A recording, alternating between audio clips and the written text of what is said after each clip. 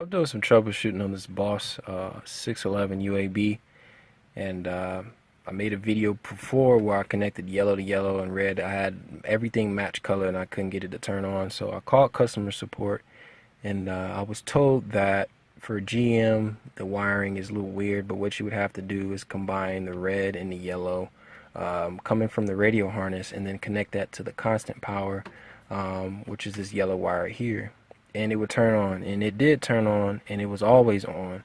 And I liked it like that at first until it started draining my battery, so I had to take the fuse out every single time I got out of my car.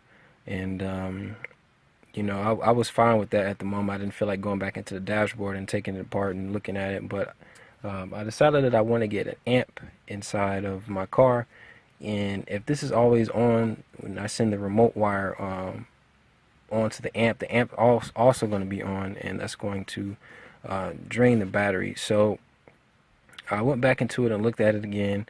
I took it off the constant and I combined. I still had the red and yellow combined, and I combined it to the switch.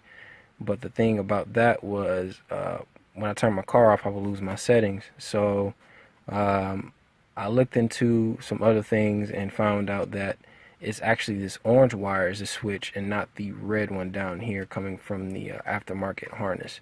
So I have the yellow to yellow, which is constant, that saves my settings now, and then I have the red, which is a switch on this harness from the radio, and the orange, which is the switch on this aftermarket harness for this car, which is an '01 Buick LeSabre, which is a GM.